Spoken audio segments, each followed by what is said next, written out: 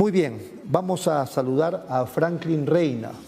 Él es el secretario general de la Federación, si no me corregirá si lo estoy presentando mal, de la Federación de Trabajadores del Sindicato de SUNARP. Franklin Reina, ¿cómo está? Muy buenos días. Muy buenos días. Soy secretario general del Sindicato de Trabajadores de SUNARP Sede Central. Perfecto, aclarado el tema entonces. Franklin, ¿cómo están haciendo con este tema de que SUNARP está cerrada, los trabajadores de SUNARP, que entiendo son un montón a nivel nacional? Por lo pronto, la primera pregunta antes que responda es ¿cuántos integrantes o cuántos trabajadores tiene SUNARP? Bueno, SUNARP un promedio de 1.600 trabajadores en planilla con el régimen 728 y una cantidad similar bajo el régimen de contrato administrativo de servicios. Perfecto. Que es el régimen. Estamos hablando de más de 3.000 trabajadores que representan a más de 3.000 familias, ¿verdad? ¿Cómo están haciendo estos trabajadores, ya que SUNARP entiendo que también está cerrado? ¿Cómo están haciendo con el confinamiento que hay que cumplir al pie de la letra? Pero me refiero al tema económico familiar. ¿Qué información maneja usted de sus trabajadores? Bueno, por lo pronto la SUNARP los trabajadores, debo saludar a los trabajadores que desde las zonas registrales y en Lima están haciendo trabajo remoto. Usted sabe que el decreto supremo que dio paso al estado de emergencia disponía que los servicios de entidades financieras y bancarias, seguros y pensiones y servicios complementarios y conexos tenían que ayudar. Y el registro pues da un servicio de vigencia de poder de personas naturales y jurídicas, y nosotros estamos haciendo de manera remota, los trabajadores de publicidad desde sus casas están dando estos servicios a todos los que ingresan por la plataforma de SUNARP. Entonces, primero saludar a todos los trabajadores del registro que están actualmente trabajando, tanto en la Dirección Técnica Registral, algunos están haciendo trabajo remoto, las oficinas de Oficina General de Tecnología e Información también están trabajando todos estos aplicativos, y tengo entendido por la información de los propios trabajadores que están trabajando hacia iniciar ya la calificación de los títulos mediante el Servicio de Intermediación Digital, el SIC, de todos los títulos que se habían presentado hasta antes del inicio del estado de emergencia. Sin perjuicio de este aporte que hacen los trabajadores del registro, ¿no? Por lo pronto nosotros estamos con la licencia, de acuerdo al decreto de urgencia 026, se establece que se nos va a reconocer el trabajo, ¿no? Con una licencia una licencia con goce de haber, y después vamos a tener que compensar las horas. Muy bien, lo cual nos parece lógicamente importante. Ahora, usted entiendo que también conversa con dirigentes de otros sectores de trabajo de nuestro país. ¿Qué impresión tiene de las medidas que está tomando el gobierno como dirigente sindical respecto de las empresas privadas, pero también en relación con la gente que trabaja para el Estado y a la que hay que reconocerle su emolumento? Muchas gracias, Rodolfo. Es muy importante esta pregunta porque nosotros vemos con un poco de extrañeza la actitud que está tomando el Estado en los siguientes puntos. Miren, nosotros, y hablo a nombre del Sindicato de Trabajadores de los Registros Públicos, tenemos pendiente, ¿no? Se ha tomado medidas sobre el depósito de CTS, que es un dinero que le pertenece a los trabajadores, porque no es un dinero del Estado, sino es un dinero que el trabajador gana y un treintavo se va a una cuenta, ¿no? Y que después semestralmente se depositan y tú puedes hacer uso parcial de un uso parcial. Así es. En 3 periodos, los trabajadores públicos, los trabajadores del régimen 728, 3 periodos del año 2013, cuando se dio la ley Servir, la ley Servir estableció un dispositivo que los trabajadores 728 no podían disponer de la compensación por tiempo de servicio del dinero hasta después, hasta que cese el vínculo, o sea, hasta que te despidan o hasta que ceses, 48 horas después te hacían ese depósito.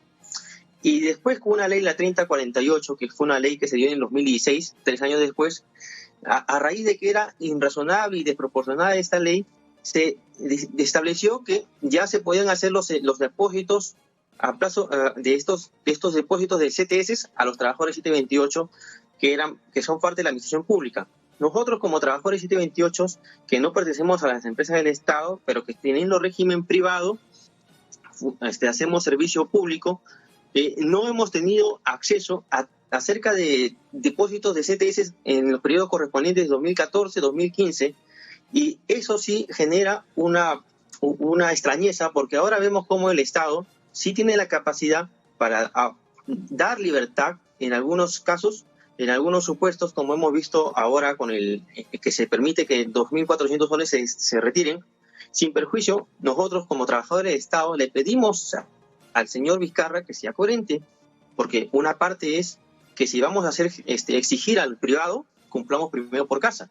Y le pedimos que esta irregularidad, ¿no?, por favor, la subsane en el más pronto plazo y se permita el retiro y se permita el depósito en las cuentas de un dinero que le pertenece a los trabajadores y que está retenido, ¿no?, por una interpretación, creemos, errada. Claramente lo entiendo y creo que están ustedes en la razón. Cuando yo le hice, creo que la primera o la segunda pregunta, usted dijo, si no me corrige, que hay un sector de trabajadores que no tienen los beneficios que corresponden. ¿Eso es verdad? ¿De cuántos trabajadores en esa situación estamos hablando y por qué el Estado no asume para el trabajador peruano, el Estado, los beneficios que debiera tener?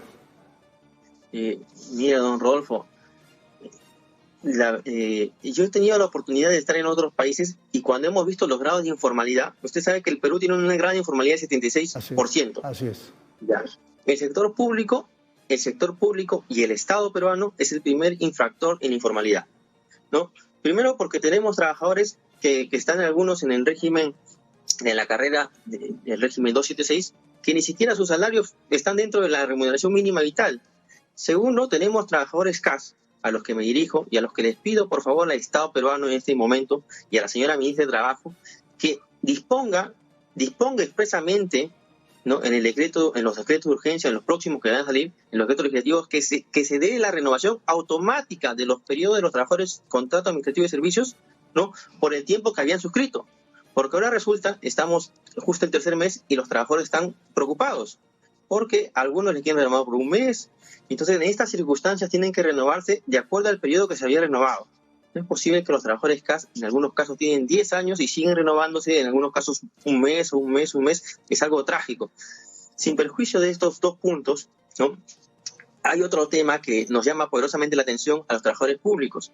Y es que nosotros vemos cómo el Estado puede salvaguardar los intereses de los privados, que nos parece razonable si va enfocado a cuidar el trabajo y a proteger el trabajo de algunos compañeros de hermanos peruanos. Sin perjuicio de eso, nos llama la atención que cuando nosotros hemos obtenido negociación colectiva y tenemos deuda pública, o sea que el Estado nos debe a nosotros unos derechos, se es renuente en pagar. Entonces, esto genera una actitud de desconfianza, porque si por un lado tú le exiges al privado, y empecemos cumpliendo por las demandas de los públicos. Si ya existen demandas en negociación colectiva, pliegos que se han ganado, que tienen carácter de cosa juzgada en la vía jurisdiccional, tiene que cumplir el Estado con abonar los montos correspondientes. Y esto ocurre en el sector público. Y también no queremos dejar, y decimos a todos los que nos escuchan, no queremos dejar de lado que nuestra lucha sigue en pie, que es en derogar el decreto de urgencia 014 y el decreto de urgencia 016. Los trabajadores CAS en SUNARP, ¿cuántos son? Entiendo que ellos no tienen el beneficio ni de la ONP o de la AFP. No, los trabajadores CAS en registro son aproximadamente cerca de la mitad, el mismo número en algunas zonas registrales, el mismo número de trabajadores de planta, ¿no? Es que esto se ha desnaturalizado, querido Rodolfo, ¿no? Nosotros quisiéramos, como trabajador quisiera, que los trabajadores CAS tengan las mismas condiciones laborales de los trabajadores 728. Sí.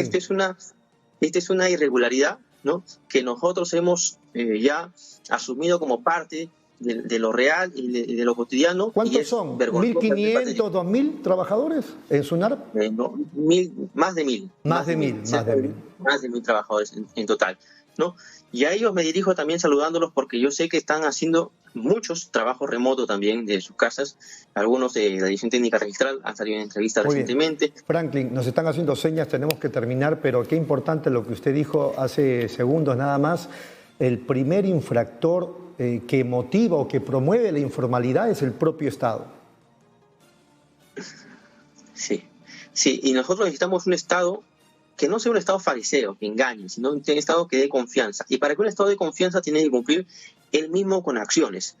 Mire, cuando hemos visto de cómo reducir la informalidad laboral, las políticas de los estados que más han reducido la informalidad laboral han sido los estados que primero han cumplido con cumplir ellos mismos la formalidad. Y eso es lo que después te hace exigir a los privados que cumplan. Muy bien. Así que mi saludo para todos ellos y a todos los trabajadores del Estado. Franklin, ha sido muy amable. Muchas gracias. Encantado. Muy bien, ha sido Franklin Reina, nada menos que secretario general del Sindicato de Trabajadores de SUNAR. Nos vamos a la pausa de inmediato, regresamos.